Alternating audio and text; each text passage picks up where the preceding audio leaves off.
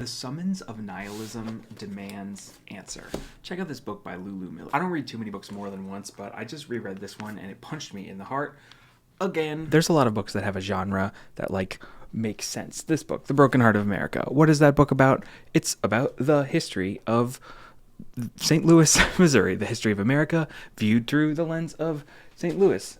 Medical sexism. What's that book about? It's about medical sexism. But this book by Lulu Miller, Why Fish Don't Exist, is in so many genres that you cannot classify it. And it's fitting that this book does not fit into any categories because, like the book's central thesis argues, most things in the world do not fit into clean categories. And you might be like, internet guy, that's the most ridiculous thing I've ever heard. I just ate fish the other day. Obviously the fish that I ate existed. Yes, the fish that you ate existed. That thing existed. But the category of fish breaks down when you actually look at it or have any degree of scrutiny. This, incidentally, is a book about classical category theory, and this is another one, and this is another one. I've spent some time earlier in my life thinking about what categories are. I'm that kind of nerd. Welcome to my channel. And you might think that's the stupidest thing I've ever heard. But we have spent a lot of time on this channel talking about how race is a social construct, and clear edges around what race is becomes legally important in the question of reparations. So category theory as a concept might actually have political applications. Even though it's nerdy, it might be useful. But is this book fundamentally about that? No, it's about how the summons of nihilism demands answer. I don't actually know who originally said the summons of nihilism demands answer, but someone said it at some point in my undergrad and it's stuck in my head and now I can't get it out of my head.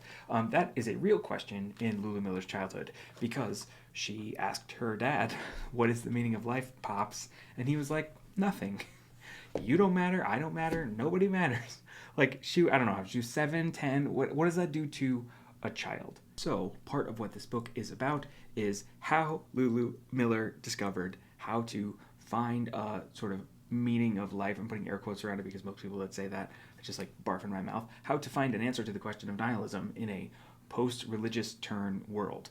Incidentally, I just finished reading another book in the same genre called For Small Creatures Such as We by Sasha Sagan. That was Carl Sagan's daughter.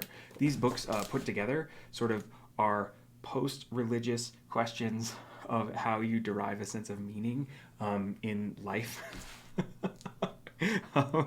They're really good. This one's a little bit sharper and harsher, and this one's a little bit more, I don't know, grief-tastic and accessible. It's like Carl Sagan vibe. If either of those sound interesting to you, they are both in my reading list on the place where I get a commission. Hey!